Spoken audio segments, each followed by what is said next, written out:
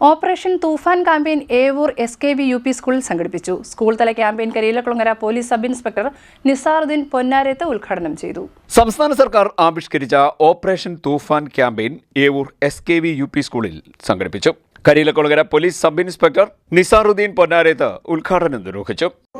സമൂലമായി നഷ്ടപ്പെടുത്തി കളയുന്ന, കുടുംബപരമായ ജീവിതത്തിനെ തകരാർ സംഭവിപ്പിക്കുന്ന, സാമൂഹികപരമായ ജീവിതത്തിന് തടസ്സം സൃഷ്ടിക്കുന്ന സകലമാന ക്രിമിനൽ കുറ്റങ്ങളും ചെയ്യുന്നതിന് കാരണമായ സിന്തറ്റിക് ലഹരി അല്ലെങ്കിൽ രാസലഹരിയോടാണ് നമ്മൾ നോ എന്ന് പറയേണ്ടത്.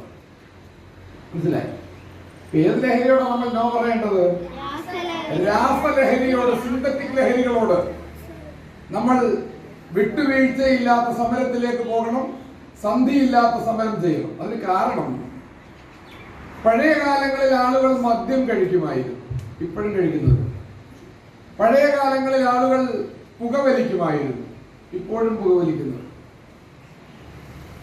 അതുപോലെ തന്നെ ചില സാധനങ്ങളൊക്കെ വലിക്കുകയും കുടിക്കുകയും ഒക്കെ ചെയ്യുമായിരുന്നു പഴയ കാലത്തും ഇക്കാലത്തും. പക്ഷെ നമുക്കത് ഉപയോഗിക്കുന്ന ആളിനെ കണ്ടെത്തുവാൻ വളരെ ലഹരി വിരുദ്ധ ബോധവൽക്കരണ ക്ലാസും നയിച്ചു. School manager professor doctor B Girish Kumar അധ്യക്ഷനായി. ചേപ്പാട് ഗ്രാമപഞ്ചായത്ത് അംഗങ്ങളായ Sheeja Mohan, Gautham Raj, Vijitha, PTA president Bindu Rajeev, head Mrs Lakshmi Gopinath എന്നിവർ സംസാരിച്ചു. കായിക അധ്യാപകൻ Gopikrishnan, Indian softball team captain Keerthana എന്നിവരെ ചടങ്ങിൽ ആദരിച്ചു.